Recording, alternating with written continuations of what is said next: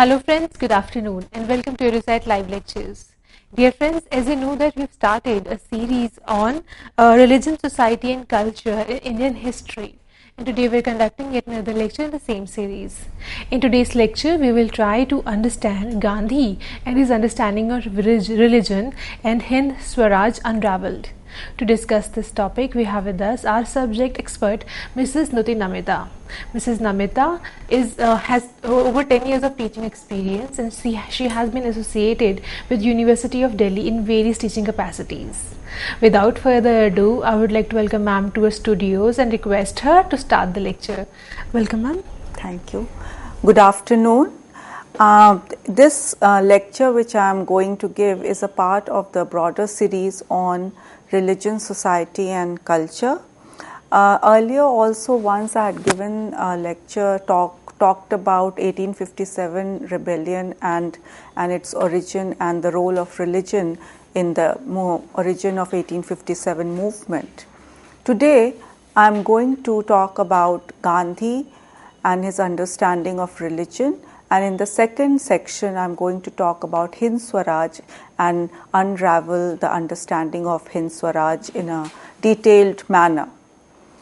Gandhi and his understanding of religion. For Gandhi, religion was very central to him. In fact, it provided a path for spiritual and ethical life. And he believed that religion provided the base for everything, for his thought, for his life, for his work. Religion was the base. Many historians and scholars have actually criticized Gandhi for mixing religion with politics. In fact, Gandhi was very clear that if religion is brought into the realm of politics, then politics would benefit from it. In fact, he believed in spiritual politics, and he thought that the morality which is gained through religion is going to help in political endeavors. He was a student of the philosophy of religion, and he tried to practice what he believed.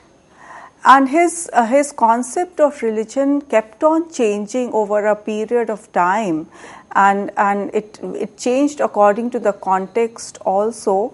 But some of his concepts of religion were very fundamental to him. He held them very close to his heart.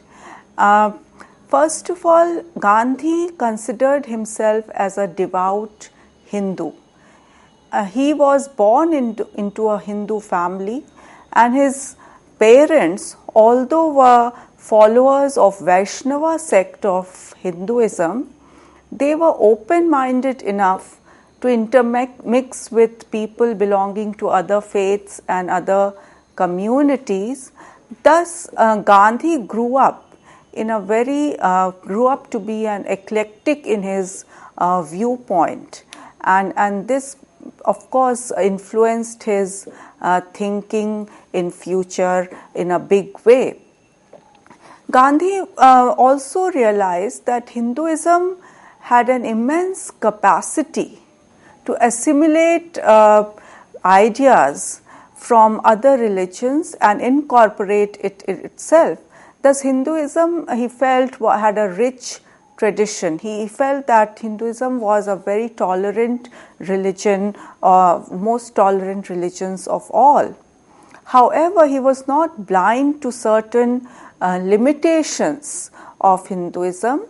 In fact, he never hesitated to criticize them as well. So, the institution of untouchability for Gandhi was a very abhorrent practice which he wanted to abolish and get rid of, and he fought against untouchability all his life. He felt that untouchability was a very he believed that untouchability was it made Hinduism very polluted and rotten, and unless untouchability was removed, Hinduism will also rot. Okay, that was his belief. However, one thing which was very clear to Gandhi was that he did not want people to convert themselves, the Dalits to convert themselves to other religions in order to better their lives. He wanted to transform Hinduism from within. He wanted to abolish untouchability in the institution of Hinduism. Okay, so that was his concept. He also believed in the concept of gender equality. He condemned child marriage, dowry, parda, and the inhuman treatment of widows. He actually vehemently he felt that women were not as subordinates to men. They were actually companions of men, and they should be treated respectfully. They should be a part and parcel of the social and political life of India. So he wanted to raise their status. Gandhi also vehemently opposed cruelty to animals. In fact, he was very much critical of the animal sacrifice which was practiced in temples to please a deity. And in fact, he was very much opposed to that, and therefore he also stopped drinking milk altogether. And it was only on Kasturba's insistence that that too when he was very critically ill, that he started drinking goat's milk. And so this concept of non-violence to animals, this concept of not killing animals was derived from both Hinduism and Jainism. However, he was pragmatic enough to understand the reality, and when an animal was in pain, he did not hesitate to kill the animal also. In fact, there is a instance where he shot down a cow calf, and which is considered as a great sin in Hinduism. He shot down a cow calf to rid the animal of his pain. He was in immense pain, and he could not see the animal in so much of pain, and that's why he shot it dead. Okay, so this kindness to animals was very Western in outlook and modern in outlook. Okay. Gandhi was also he believed that he was very clear that he reinterpreted, defined and impacted Hinduism, and he gave a very novel orientation to it with his seva marg, that is the path of duty and path of service, which added a new dimension to the three traditional paths of Hinduism, that is the path of Gyan, path of Bhakti, path of Karma, okay, which means that the path of knowledge, path of activity and path of devotion, which are the three traditional paths to achieve salvation. And he added a new path, that is of Seva Marg. That was his reinterpretation of Hinduism. He also was very respectful to other religions. His belief was derived from the concept of Sarva Dharma sambhava, that is equal respect for all religions. He believed that all religions espoused the values of truth and non-violence. All religions had a sound basis, okay, and they actually were adequate to consider the requirements of a man who are born into that religion. Okay, so he actually did not hesitate to learn about other religions. He got inspired. He took good elements which were according to his inner beliefs. He took those elements from other religions and incorporated it into his daily life. So he studied both Quran and Bible.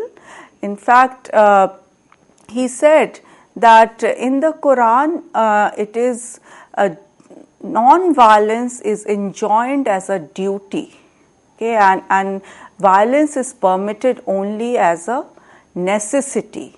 Okay. And he also admired the egalitarian spirit of Quran. Okay, so he was impressed by Quran. He read Bible when he was a law student in England, and he was quite captivated with the New Testament, especially the Sermon on the Mount, and he took to his heart, it went straight to his heart, the concept of returning love for hate, the concept of good for evil. Okay, so these were the elements which he tried to incorporate, and he believed that all the religions, they advocated love, they advocated truth, they advocated non-violence to other human beings. Okay, so but he also believed that all religions are divinely inspired. A religion means a belief in an ordered moral governance of the universe, which overflows into love for others and a life of service for poor. Okay, so that true religion, it actually is very, very different. It is not restricted to one religion itself. It is universal, and it transcends all the boundaries established by particular religions. Okay, and he was very much his mentor as far as his religious beliefs are concerned was his friend Rajchandra Jain. He was a businessman, Rajchandra Jain, and he also died very early at the age of 33. But through letters, Rajchandra Jain inspired Gandhi in his religious beliefs to a great extent. And Rajchandra Jain said that any kind of spiritual pursuit is useless unless we can transfer those beliefs into day-to-day practice of life. Okay, so unless it can be incorporated into the daily life of a man or a person, that is not a true religion. So he was very much, Gandhi followed that dictum to the last letter. Okay, and so he respected all religions, but the most important scripture which impacted Mahatma Gandhi was the Bhagavad Gita. You know, Bhagavad Gita impacted him a lot, and especially the three values which are there in Bhagavad Gita, the value of aparagriha, the value of nishkam karma, the value of samabhav. You know, these three values influenced the life, the philosophy, the ideas of Gandhi in a big way. It influenced the religious beliefs of Gandhi in a big way, and in fact it also translated into his socio-political strategy to a great extent. Aparagriha meant non-possession. So he said, Gandhi said that you should get rid of all material possessions, because they cramped your spirit. Okay, and you should be away from the bonds of property, of wealth, of sex, and also you should act as a trustee, and not as an owner of all those things which you cannot discard. This was the concept of non-possession, that was the concept of aparigraha. The other concept of nishkam karma, which meant detached activity. And it also says, he says that it meant that you should work without the fruit of success, without the outcome of success, or without the fear of failure. You should not be swayed by the fruits of whatever you are doing. Your actions, if they are resulting in any kind of outcome, that should not determine your action. You should keep on doing your activity in spite and despite what the result might be. And the third one was samabhav, which meant equability. Equability meant that you should not be flustered or ruffled by pain or pleasure, by good times or bad times. So you should be calm in every situation. You should not be very happy when it's good tidings, or you should not be crying, and you should not be very sad when the times is not going good for you. Okay, so he told that you have to keep a kind of stableness in your outer behavior. It's strange as it may sound, Gandhi also found support for his very important strategy of satyagraha in the Gita itself. Okay, for him, truth was the ultimate reality. Earlier, he has said that God is love, but he found it too ambiguous. Then he tried to say that God is truth, which he later on reversed as truth is God. So truth for Gandhi was equal to attaining God. Okay, and this was the absolute truth. And satyagraha was the strategy for achieving political emancipation and moral regeneration of the Indians. Okay, so this truth force, that is the satyagraha, also found its seeds in the Gita for Gandhi. For Gandhi felt that Mahabharata very clearly showed the futility of violence. And he also said that it is not right to interpret Gita in the traditional sense of Lord Krishna giving instruction to Arjuna to go out and fight against his cousins, to wage a war against his cousins at the battle of Kurukshetra. In fact, he says that it is actually a battle between good and evil which rages in every heart.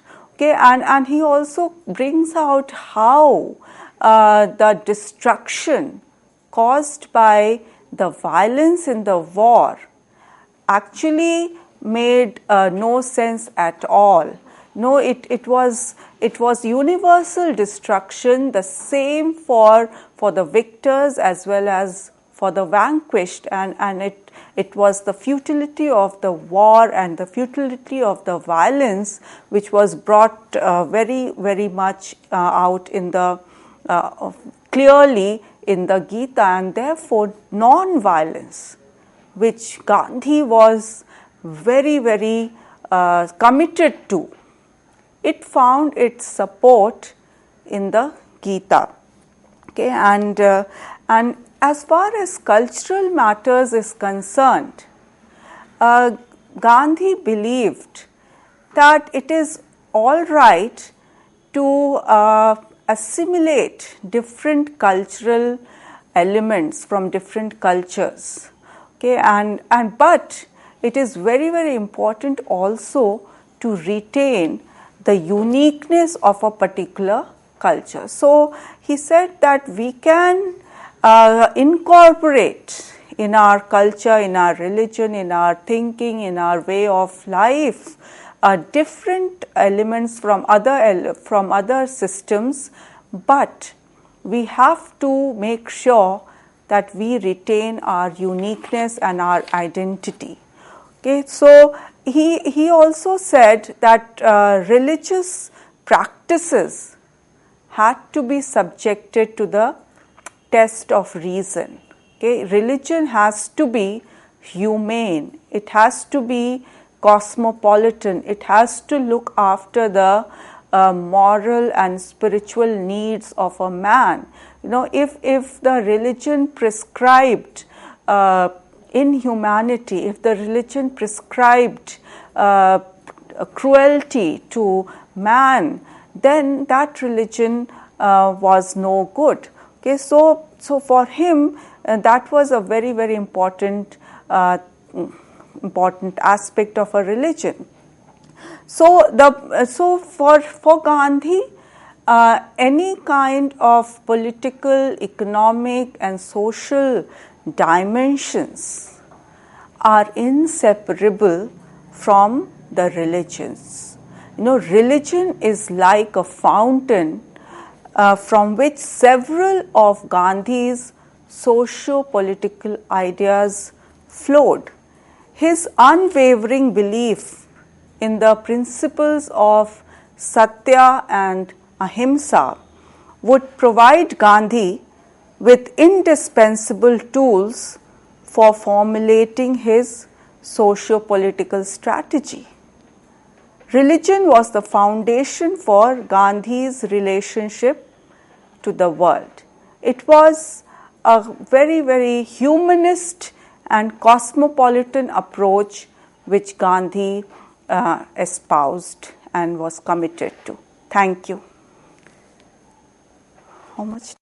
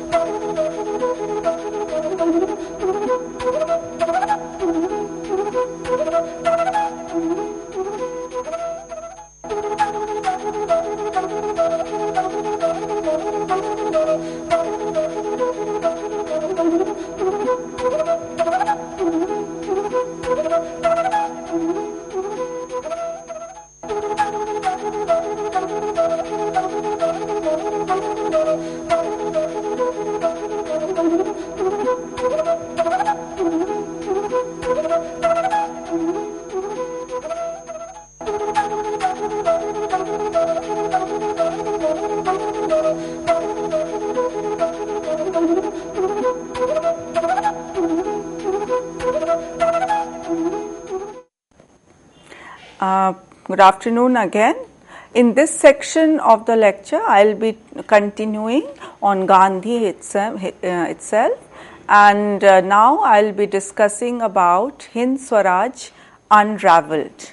Okay, and in this we will try to understand how Hind Swaraj formed the basis of Gandhi's political, social and economic ideas. Okay, what was Hind Swaraj all about? Okay, what was the importance of Hind Swaraj and how relevant Hind Swaraj is in today's world? We will understand what all concepts, what all ideas and views Gandhi has discussed in the book Hind Swaraj. Okay, so we'll start with the lecture of Hind Swaraj Unraveled. Hind Swaraj is a very short book which is written by Gandhi in 1909, and it forms the foundational text for Gandhi's political, socio-political and economic ideas. In fact, the concept of state, society and the nation is discussed very clearly in a systemic manner in the Hind Swaraj. It is in the Hind Swaraj that we find Gandhi mentioning for the first time his life mission. The life mission of Gandhi was the moral regeneration of the Indians, and also the political emancipation of man.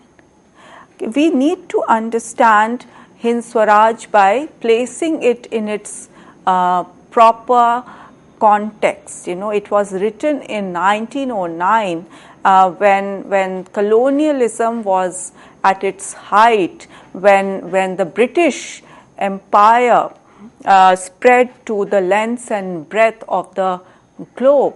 The British Empire was an empire where the sun never set.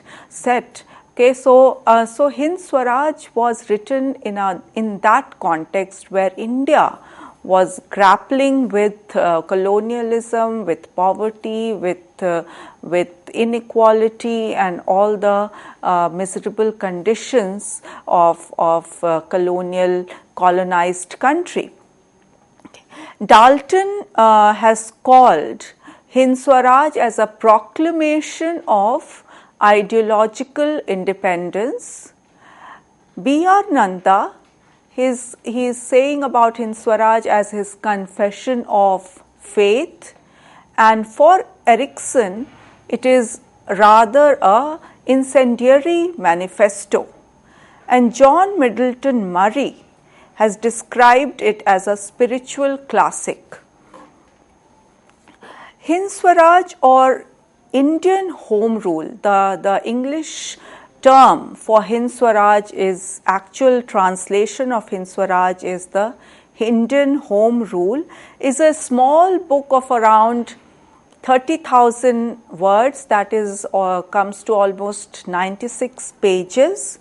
It was first written in Gujarati on board a ship in which Gandhi was travelling from London to South Africa. He was returning from London to South Africa. It was written in 10 days only in November 1909, and the pace of writing was frantic.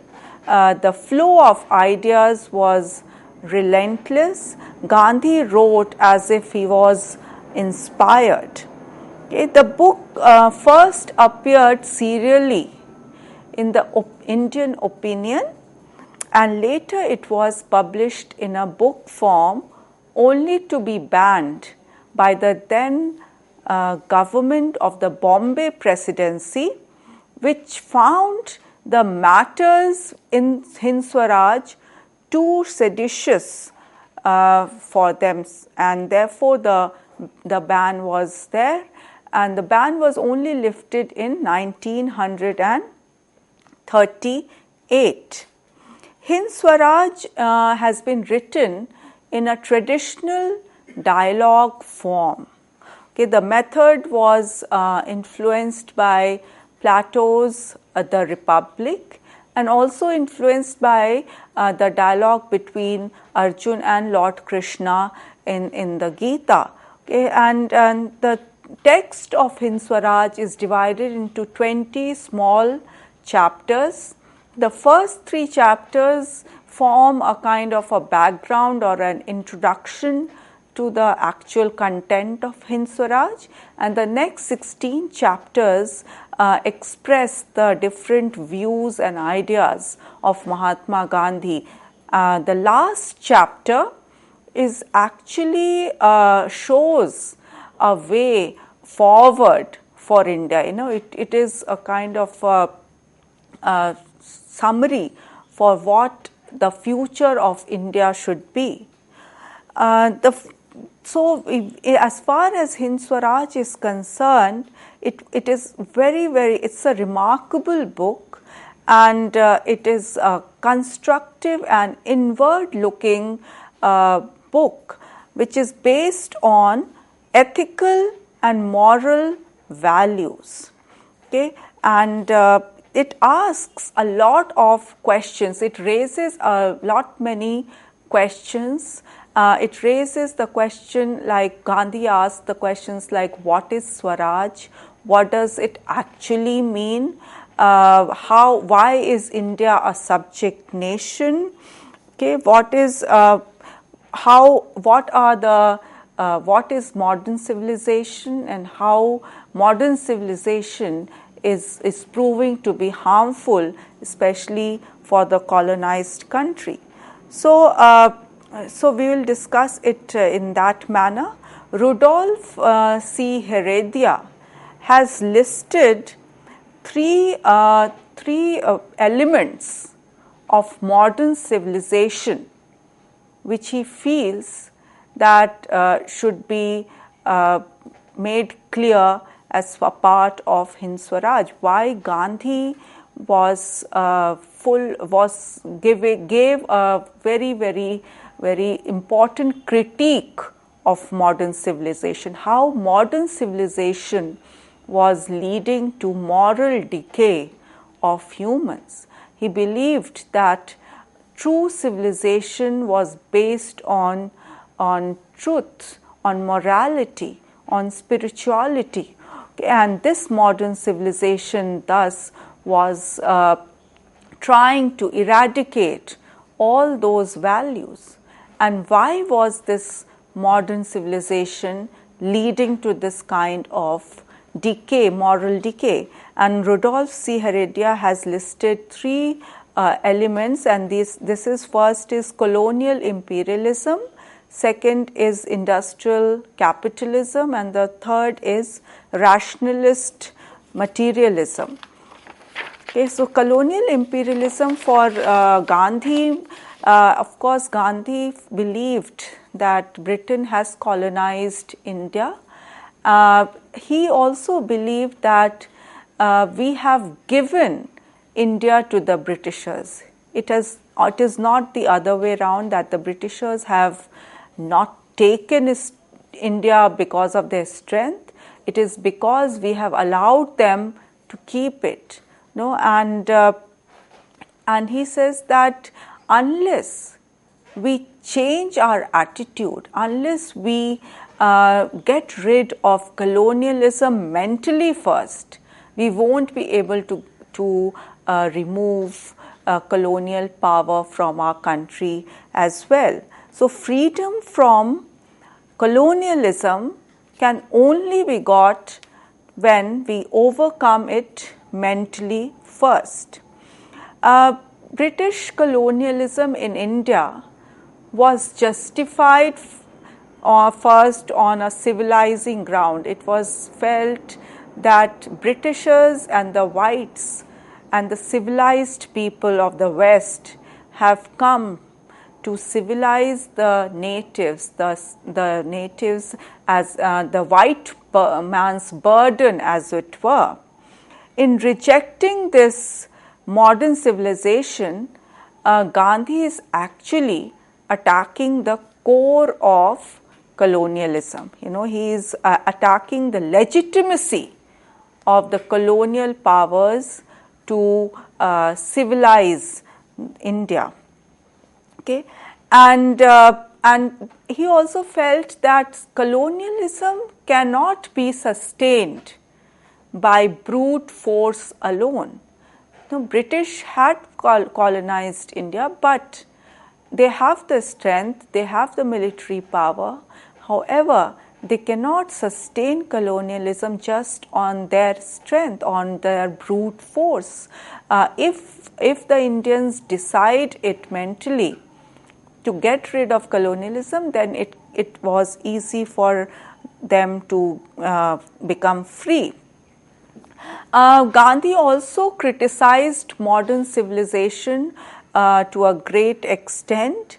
Modern civilization, which is produced by industrial revolution, he is very clear about the modern civilization. He says that this modern civilization, because industrial revolution happened in the West, it started in the West first, therefore this modern civilization is Western in its origin, and this modern civilization actually makes a man prisoner of his craving for luxury items and of craving for it. It actually gives him, makes him greedy and self-indulgent, thus releasing the forces of unbridled competition and thereby bringing poverty, war, hunger and other things and suffering to the people. It is precisely because modern civilization looks at man as a limitless consumer, as a consummate consumer, and thus it allows the floodgates of industrial goods, that it also becomes the source of inequality, oppression and violence, which has been hitherto unknown in the history of mankind. So this is not true civilization, this is modern civilization which breeds inequality, which breeds inhuman treatment of human beings, of the fellow beings. It breeds violence, it also breeds poverty. True civilization, according to Gandhi, would carry man towards peace, it would carry man towards harmony and towards love and compassion. Civilization is that mode of conduct which points out to the man the path of duty. So Gandhi is talking about civilization, the true civilization, in the chapter 13 of Hind Swaraj. Industrial capitalism, and Gandhi lays the blame for colonialism on the doors of capitalism. Lenin has also espoused that imperialism was the highest stage of capitalism. Gandhi's rejection of capitalism is based on an insightful reversion for a system where profit is allowed to degrade labor, where machines are valued more than humans. The issue of machinery is raised in chapter 19 of Hind Swaraj. He asserts that machinery is the chief symbol of Western civilization. No, it represents, he actually equates machinery with a sin. Okay, he is very clear that it is the machinery which has impoverished millions of Indians and has destroyed the livelihood of so many Indians. Of course, he says that how machines have displaced human labor, how machines have made the livelihood, the employment of many men employed in their handicraft production, etc., jobless, and how this has led to their economic miserable conditions. It has also led to destroying human dignity and personal freedom in this process. He is very critical, Gandhi is very critical of the professions of law and medicine. In the chapters 12 and 13 of Hind Swaraj, Gandhi criticizes the two professions of medicine and law. In fact, Gandhi himself was a lawyer, but he feels that the lawyers are the culprits who have impoverished and helped in the colonization of the country. He feels that lawyers have enslaved India and have accentuated Hindu-Muslim dissensions and have confirmed to the English authority. He feels that for the sake of money, the lawyers have also compromised on their integrity, on their loyalty to the nation, and they don't even hesitate to create rift on religious grounds just to make more and more money.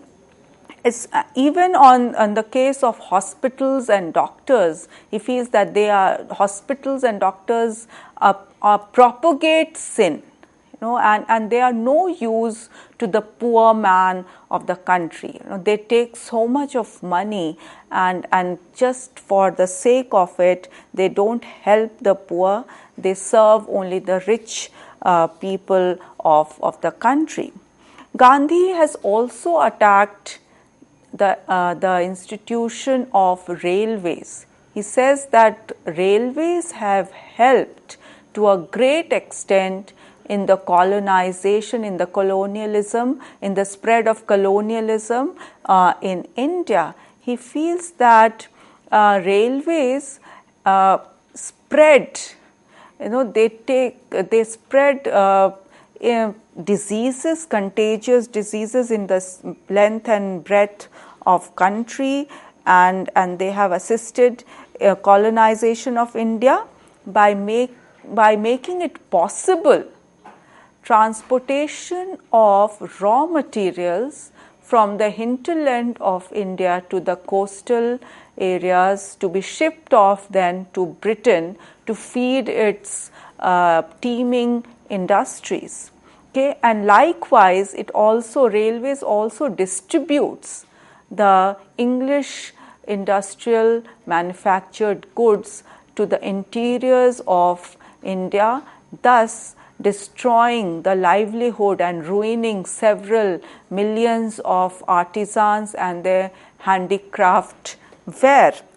So, railways in that sense, in fact, Gandhi traveled by rail a lot. In fact, he took a kind of a whole India journey, and this was done on the railways itself. But still, he feels that the negative aspects of railways overshadow the positives of railways. In fact, he feels that the positives of binding the country, of making distance shorter, etc., are overshadowed by its negative aspects of spreading colonialism in India.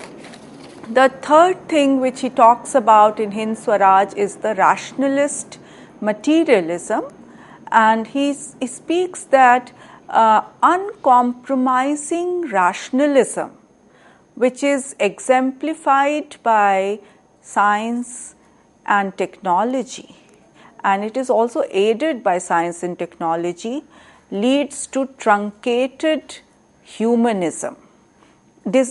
Truncated humanism. So he says that just as dirt is matter displaced, reason misplaced is lunacy.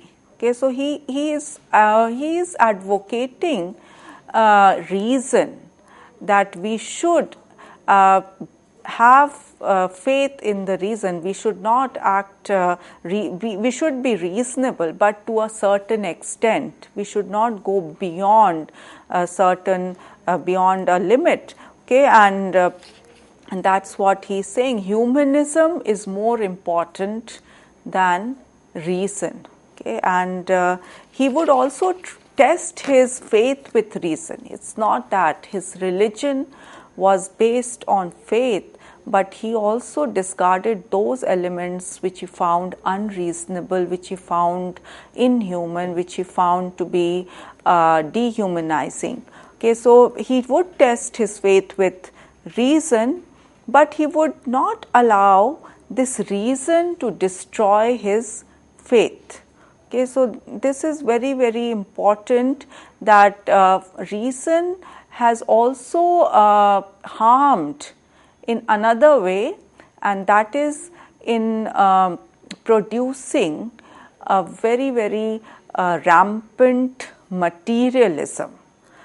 Okay, so materialism, the quest for material goods, the greed for material goods, for goods, industrial goods, it is harming the society, it is harming the humanity. Okay. And he also talks about certain other concepts which were held very, very dear to Gandhi, and he in fact gives a radical interpretation to these terms, not in the traditional sense of the term, but in a very novel way he interprets them. Thus, the first thing which he tries to define is Swaraj. You know, Swaraj, he actually means two parallel systems. One is self-rule and the other is self-government. Self-rule for Gandhi, it actually means self-control, control over one's passion, control over one's greed. Okay, so self-control is very important. It is for the individual to have that kind of control, and self-government actually translates into local self-government. Okay, so essential to both these meanings of the term Swaraj is an element of self-respect. No, you have to have that kind of dignity, that kind of respect for yourself to understand the full meaning, full interpretation of the term Swaraj. Okay. Gandhi's answer to colonial rule was also freedom. Freedom for self-realization, freedom for all, freedom for the toiling masses. Okay. So he is, in this sense, becomes very clear that for Gandhi, Sarvodaya was actually the perfect system which Gandhi was aiming at. You know, by patriotism, he said that by patriotism I mean the welfare of the whole people. In chapter 15 of Hind Swaraj, he is talking about Sarvodaya and talking about patriotism. Okay, he feels that patriotism does not mean only national pride, it means welfare for all. So for him, Swaraj was not which has to be given by the leaders, either British or native leaders. It has to be taken by the people, okay, and people themselves. So, self-reliance becomes an important aspect of Swaraj.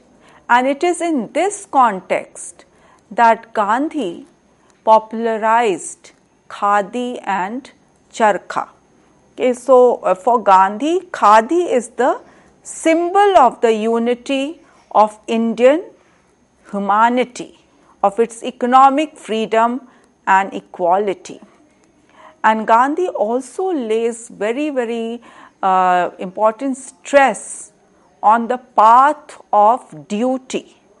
The basis then of this Swaraj could not be just rights. It had to be duties as well. For Gandhi, real rights are legitimized by duties. The next concept which Gandhi again reinterprets is the term of Swadeshi. Swadeshi, which emerged as a kind of means of struggle against the British colonialism during the partition of Bengal days in 1905, it finds a kind of a different meaning in Hind Swaraj by Gandhi. And Swadeshi for Gandhi was a means to achieve Swaraj. For a quest of Swaraj, Swadeshi was to be used. It is a kind of commitment of the individual to his own country, to his desh, not country, not in the sense of the Western concept of nation, but to his immediate community. Gandhi idealized rural life. He felt that the villages were the center of all the things in India. Okay, so that has to be made the center. As he used the term village, Gandhi implied not an entity but a set of values. And Gandhi preferred rural over the urban because he was vying for and trying for a minimal state. He wanted the centralized state apparatus not to appropriate the rights and the community of the local community and the individual. His Swadeshi related more to ethics than to politics. The next concept is of Satyagraha. Satyagraha was a mode of struggle. Satyagraha was a mode of struggle to fight against political and social oppression. Okay, so he was this Satyagraha, this concept of Satyagraha was rooted in morality. It was based on the premise of truth, on the premise of non-violence and openness. For Gandhi, truth was not a matter of theory. It was a matter of practice. And Satyagraha could be nothing moral, it could be only moral or nothing. It was a form of struggle in which Gandhi could lose all the battles but still win the war. And Gandhi operationalized his quest for truth in his strategy of Satyagraha, that is truth force. The Satyagraha was not just a political strategy. It was both means and ends. It was both a means and an ends. Okay, and it was a method of dialogue between the two contesting parties, who come together and discuss the matter, and not only come into a deeper understanding of each other and agreement, but also a deeper understanding of the truth. But Satyagraha was also a political strategy. In Hind Swaraj, Gandhi defines passive resistance in chapter 12 of Hind Swaraj, and he defines passive resistance as a method of securing rights by personal suffering. Okay. So, when Hind Swaraj, so these are some of the concepts which have been discussed in this book, in very small book, but when it came out in the public domain for the first time, it was not taken to kindly by many people, especially by the British, but even some Indians did not like it. In fact, it was banned for a period of time. However, Hind Swaraj is very, very relevant, especially in today's world. His criticism of modern civilization and capitalism, consumerism, which increases inequality, unemployment, and violence and wars. It is very relevant. We have to re-look at some of his concept and craze for machinery. In fact, he also talked about cultures to be enriched by each other without losing their unique identity. But it is very important, significant, especially in this age where wars are fought on the grounds of race, caste, religion, etc. And we have to re-examine his concept of Sarvodaya, that is the welfare for all, and decentralization, which means that local community is given more participative role in the governance program. So Hind Swaraj, in the concluding remarks, I would like to say that Hind Swaraj forms the basis of his economic, social and political ideas. It is a moral treatise which Gandhi wrote. Okay, thank you so much. Dear friends, due to paucity of time, we have to stop our lecture here. On that note, we would like to thank Mrs. Nutina Mehta for coming to our show and delivering this wonderful lecture. And thank you, dear friends, for watching our show. Stay tuned and keep watching. Thank you. Thank you.